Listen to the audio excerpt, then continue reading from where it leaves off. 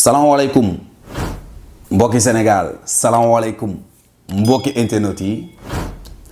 maa ngi nuyu ku ci nekk sa tur ak sa sant di leen dalal jàmm sur ma chaîne YouTube Wes Show TV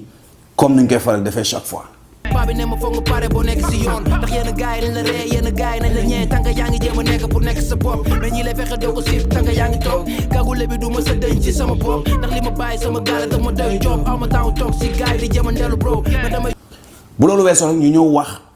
ci thème bi si vous voyez tout récemment je parle toujours de thème vidéo bu ma jël damay xool comportement yi nit ñi ma indi ci benn thème wax leen lan lay signifier te dañuy ñëw wax ci valeur ngor ngor mooy dignité ci français pour ñi nga xam ni peut-être xamuñu olof bi parce que c'est genre Sénégal y a beaucoup d'intellectuels yoo xam ni olof bi da leen di sonal wala peut-être xamuñu traduction yi ci olof il faut nga wax leen ko ci français ngor mooy dignité dignité boobu noonu nag mu nekk benn valeur boo xam ni ñu bëri dañ ko perte biir Sénégal ndax lan ndax xaalis bi li nga xam ne moom moo di money moom moo di argent bu mu duggee si nga xam moom moo di Sénégal dafa commencer changer beaucoup de personnes wala dafa commencer dévoiler vraiment lan mooy nit ñi nga xam ni ñoom lañ doon suivre ñenn ñi nga xam ni dañ jàpp ni wax dëgg fa yàlla xaalis mën na faj lépp ñenn ñi nga xam ni dañ ñëwoon dañuy xeexal population bi en certain moment ba ñu amee xaalis lépp li nga xam ni moom moo di interpersonnel bi day commencer génn mooy égoïsme bi ñëpp ñi nga xam ni ils se sont servis de la population pour devenir quelqu'un comme ndaw si nga xam ni moom la ñuy ñëw wax mu di kan mu di Fatoumata Ndiaye bu Fouta Tampi Fatoumata Ndiaye Fouta Tampi lan moo tax ma xam ko vraiment man du ma suivre politique wala ñi nga xam ni ñu ngi si politique la majeure partie du ma leen suivre je peux même dire que ni ministre yi nga xam ni élire nañ leen ñu si bëri xaw ma leen woon bu dul Antoine Félix Diome bi nga xam ni parce que am na lu mu def sénégalais wala traité na sénégalais yi de terroriste man du ma wax si ñoom wala xaw ma leen sax du ma leen sax gëstu parce que yoruñu sama dara quoi en fait maanaam yaakaaruma ci ab gouvernement pour doon quelqu'un de ce fait Fatoumata Ndiaye Tampi fi ma koy xamee mooy problème bi nga xam ne amoon na bourde bi nga xam ne defoon na ko ci télé parce que commencé na am hype parce que site yi jël nañ ko parce que commencé nañ ko bàyyi muy wax wala may nañ ko kàddu bi nga xam ne man je peux dire que ni moo nekkoon li nga xam ne moom mooy première erreur bi am na yenn nit yoo xam ni intellectuellement nit waru ko déglu muy ci kàllaamay wolof muy ci kàllaama français parce que mënoo ci gagner dara continué naa suivre après aussi tamit li nga xam ni moom moo di ces interviews commencé naa ko suivre y a des personnes qui m'envoient aussi tamit des vidéos yi nga xam ni def nañ ko man dafa am benn affaire boo xam ni sénégalais bëgg naa ngeen bàyyi ci xel ngeen def benn analyse bu pertinente képp koo xam ni il est entouré de maître El Hadj Diouf ak ñaaxarañ loo moytul leen ma ñooñu déglu leen bu baax li ma la wax képp koo xam ni il est entouré de maître El Hadj Diouf et ñaaxarañ loo moytul leen ma ñu baax ñooñu pas ñëpp nag mais ñu si bëri moytu leen noonu si li nga surtout ñi nga xam ni moom moo di affaire de politique bii nii loolu rek déjà war na doon leçon de vie parce que ñooñu noonu ñoo njëkk a ñàkk ngor biir Sénégal kon ku ñàkk ngor rek la ñuy àndal Fatoumata Tampi ku xamul histoire brève am benn femme la boo xam ni à travers benn arrestation la créé moom selon ce qu'elle dit benn groupe benn association boo xam ni day xeexal waa Fouta Tampi wala waa localité Fouta bi yépp maanaam bu ñu nee Fouta Tampi après xëy na dina gën a ngand ñëpp joxoon ko gëm-gëm ñëpp toppoon ko ñëpp joxoon ko cóolute en certain moment mu xeex ñëpp di kontaan si li nga xam ne moom moo di liggéey bi ngay def parce que même bu fekkee mu ngi si APR comme ni mu koy waxee mais amoon na fi nga xam ni moom moo di parole bi nga xam ne moom la doon génnee pour xeexal li nga xam ni moom moo di dëkkam mooy avant APR dëkkam lay xeexal. marché ba dernière minute dernier moment préfet nangu ñoo autoriser le marché bi ñu ne compte préfet sax nangu loo autoriser marché bi foog ñu dem ñu dem ci marché bi ñu def ko luñ ci am jël. ñu daal di wàcc place de l'Obélisque bi ñu fa wàccee gendarme policiers yi jàpp ñu yóbbu ñu police quatrième defe naa Mara bi ñu yóbbu police quatrième arrêté ñu man kese maa ci nekkoon jigéen ñu génn ci biir police quatrième bi ñu tënk fa ne nañu def ñun ñu jàpp te gisuñu kenn bu ñu génnee nañu taxawal mouvement bi ñu waxtaan pare bi ñu génnee ñu ubbi benn groupe pour taxawal mouvement bi ma ciy jigéen ba man kese ma ciy jigéen tamit ñoom ñëpp ñuy ay góor ñu ngi may dégg ñoom ñëpp. ñu dellu ñu toog tuuti groupe ba demul ñëpp a rocceeku ma daal di ñibbi sama kër toog xalaataat ne man mii damay jël combat bi porté ko te damay taxawal waa Fouta seen àq ak seen yelleef dama koy xeex ba nga xamante ne Fouta dina jël àqam ak yelleefam. au fur et à mesure ñuy dem elle a été reçue par son excellence monsieur le président wala ñi nga xam moom moo ñu nekk ci gouvernement bi la fille se permet di dellu si wax ak waa Fouta wala di commencer fen waa Fouta ne Macky Sall defar na liggéey na Fouta maanaam peu de temps da nga ne woon liggéeyul parce que accueillir nañ la léegi Macky Sall la nga liggéey tout en utilisant toujours l'excuse que ni yow APR nga bokk loolu mooy premier point bi. Mbaye nga ne Aliou Dembourou a dit hier sur son émission TFM que tu t'es retrouvé avec Macky Sall c'est vrai ou faux loolu duma ci commentaire man saabu laa benn yoon laay tooy man Ndiaye saabu laa benn yoon laay tooy waaye dama foog ne tey jii bu ñu demee bay wax dara war na ko mën a teg fu leer du ma toog fii nag naan nii wala nii du yëngi fi te vaara ngi fi ah lii de live yi de ak YouTube bi 100 ans du dañ tey leen rek tele ci poste lañu yor de lu waaye wax rek di nga ko fi waxaat te xam naa doole ma bàyyi ci su ma waxee lu ma waxaat lu ma war a wax moom di ngeen ma andiwaat te boobaa di ngeen dal sama kaw nañu xaar loolu yaa nañu yàlla musa ci baar ba fi may wax ak yéen daal yoon ba ma nekkoon laa nekk ba tey.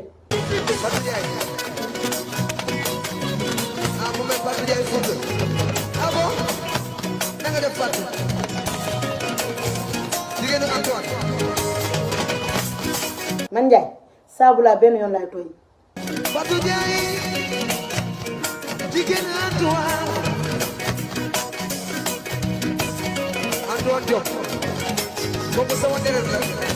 deuxième point bi mooy mu def benn sortie tout récemment sortie bi nga xam ne man personnellement moo ma jaaxal sortie boobu noonu daf ma jaaxal ba nga xam ni à travers les propos yi nga xam ne wax na ko ma jël si ñaari propos yoo xam ni bëgg naa sénégalais yi bàyyi ci xel bu baax maanaam des fois quand tu regardes quelqu'un xoolal expression yi bu baax yi muy utiliser am na fu mu jëm am na fu mu jëmul. di sant nag mon frère mon ami am lu xawoon a jaar sunu diggante ba yoon amoon ci wàll muy maaraam yi ba ma jotoon ko fee tëj mu génn jaay ma ngor jaay ma jullite ànd ak man di xeex ak man di def lépp ñuy xàccandoo di dóorandoo ma naan koon jërëjëf Mara dama ko fas yéene wax ñëpp dégg ko ndax góor pire nga ndax man ku ma yóbbu kaso ma araamal la yóbbu naa la kaso nga génn gën maa bëgg doo def lu ma yëgul lu ne maag yow la kon yal na la yàlla defal jàmm Mara di sant nag waa mouvement Fouta Tampi. Première expression bi may jaaxal mooy quand on parle de ngor vu que ni mooy thème bi man personnellement de man Wes Show boo ma jëlee dugal ma prison tëj ma prison toroxal ma devant tous mes nawle wàccee sama dignité wàccee li nga xam ni moom moo di sama valeur si dëkk bi wax dëgg fa yàlla su ma génnee mënuma la ji ngor parce que man je peux pas comprendre ce Mara bi nga xam ni moom déjà kii ne la daf la araamal moo tax ma leen déglu lu baax expression yi koo xam dama ko dugal prison araamal ko mooy maanaam boo duggee prison da nga xaraam loolu la bëggoon wax dama ko dugal prison araamal ko le gars mu génn lan lay def mooy ñëw accompagner ma si samay combat lépp loo xam ne waa ji da koy def moom si boppam da koy yëg ki nga xam moom moo di Fatoumata Ndiaye Tampi da koy yëg lépp loo xam ne waa ji da koy wax moom si boppam da ko war a xam mooy maanaam lépp lu Fatoumata Ndiaye bëgg rek waa ji dafa war a nekk à sa disposition loolu ñaari affaire lañ ko mën a tuddee soit le gars a été terrorisé pour mu tëj gémminam soit mu nekk li nga xam moom la ñu woowee syndrome de Stockholm pour ñu xamul lan mooy syndrome de Stockholm mooy maanaam tey jii nii benn nit kidnappé la téela lu yàgg foofu noonu nga dem ba benn valeur sentimentale nekk seen diggante soit mu nekk amour soit mu nekk nga estimer ko soit mu nekk nga koy idolâtrer loolu mooy li nga xam ni moom moo di syndrome de Stockholm maanaam tellement que da nga ragal mu def la dara wala tellement da nga ragal mu yàq sa àdduna wala tellement que da nga ragal mu rey la nga dem ba jox ko li nga xam ni moom moo di affection boobu noonu pour benn exemple bu clair moom ngeen di gis si série boobu ñu naan Casa de Papel moo tax ñu utiliser ndaw soo tuddee ko Stockholm boobu du hasard parce que ndaw soosu noonu moom bokkoon na si ñuy liggéey si banque bi ñu captiver ko maanaam ñu jël ko ñu kidnappé ko à la fin mu dem ba nopp ki nga xam ni moom moo ko kidnappé woon loolu mooy li nga xam moom moo di syndrome de Stockholm te ki nga xam ni moom moo di Mara ñàkk ful la man je dis pas que ni dafa am ngor de parce que j'entends la femme dire que ni waa ji am na ngor moo ma gën a gore loolu du gore de attention loolu du gore parce que koo tëj lekk ko mooy maanaam jaay ko ji koy dëmm kooku génn di la accompagner waaye kooku munoo ko tuddee ngor loolu ragal la loolu danga ko tiital kon Mara yow wax dëgg fa yàlla ku jara moytu nga yow moomu yow tamit. ok y a des personnes qui vont me dire que ne peut-être Mara stratégie lay utiliser am na stratégie yoo xam ne boo koy utiliser wax dëgg fa yàlla du dem lang ci nga xam ne daf la toroxal du dem lang ci ki nga xam ne daf la tëj lu prison ba pare araamal la. beneen point bi nga xam ni moom laa dégg si benn discours bi nga xam ne def na ko Dakar Buzz parce que si Dakar Buzz laa ko gisee mooy la femme parle de légitimité mooy maanaam association boobu noonu Fouta Tampi moom moo ko créé à travers une arrestation bi nga xam ne defoon nañ leen ko après bu mu génnee si la amee l'idée de créer li nga xam ne moom moo di association boobu noonu. les jeunes mu lijjanti ko ñun jeunesse bi amuñu problème ak président Macky Sall mais les autorités ñi nga xamante ne ñoom ñooy waa Fouta ñun ñoom la ñu amal problème. may xamal nag keroog génn nañ ne daa dee ne Fouta Tampi coordinatrice bi Fatoumata Ndiaye dañ koo dàq bokkatul ci mouvement Fouta Tampi nekkatul sax membre Fouta Tampi ñoom ñooy Fouta Tampi authentique mouvement Fouta Tampi ñu ngi nii ba tey mu ngi dox groupe baa ngi dox te désormais bés ni ki tey mayetuñu kenn muy waxati ci turu mouvement Fouta Tampi ku ko waxati yor nañ suñuy avocat Maître El Hadj Diouf ci la bokk te suñu récépissé mu ngi nii mën ngeen koo jël ñu am suñu kayitu récépissé mu ngi nii mu leer nañ donc nous sommes reconnus national et international. mu am ñeneen ñi nga xam ne aussi tamit ñu ngi demander ni ñoom ñoo bëgg moom Fouta Tampi man je vous donne un conseil yéen ñooñu tamit bu fekkee ne Fouta moo leen yor pas intérêt personnel comme ndaw si nii. bu fekkee Fouta moo leen ñor vraiment vous créez une autre association parce que association bi wax dëgg fa yàlla amatul crédibilité association bi nga xam ne wax dëgg fa yàlla tur bi rek ça dérange association bi nga xam ne mbooloo amatu ko wax dëgg fa yàlla man je vais pas perdre mon temps di xëccoo lu bon en fait booy xëccoo lu baax mais du lu bon loo xam ne ñëpp dañ ko araamal en fait ñun léegi ñun ñoo araamal association Fouta Tampi kon yéen ñi nga xam ne da ngeen nekk contre moom pour juste valeur Fouta pour juste la population de Fouta wax dëgg fa yàlla créer leen une autre association pour contrecarrer lu bon li nga xam ni ñu ngi continuer di ko may doole je crois que ni loolu moo ëpp solo pour ngeen tëj gémmiñam mu bañ a ñëw toog si li nga xam ni moom moo di télé naan day wax ni moom moo créé Fouta Tampi parce que bu ko créé jamono ñu toll nii on s'en fout ndax moom moo ko créé wala créé wu ko parce que genre nit ñi nekkuñu nit ñoo xam ni wax dëgg fa yàlla war nañ leen déglu war lañ leen xool. dernier point bi nga xam ni moom laa bëgg a wone mooy comme ni ma la ko waxee sànq képp koo xam ne da ngay ànd ak ku toog ne moom avocat mooy maître El Hadj Diouf mu jeewul ñëw si li nga xam ni moom moo di interview bi parce que dafa amoon des maux de tête mënu fa ñëw parce que fépp foo xam ne lu bon la tamit maître El Hadj Diouf rek nga fay gis à part ça doo fa gis keneen mais li ma si gën a métti mooy maintenant dafa nekk benn arriviste boo xam ni bu njëkk ba baadoo la woon bu njëkk ba da doon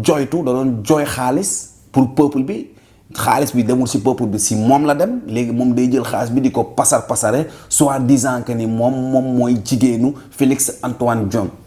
nga gis ay ñoom day gay toog ñaaxaral ñu toog mu leen di battre xaalis moom laa leen bàyyi at vidéo bi en tout cas lii mooy li nga xam ni loolu laa bëggoon wax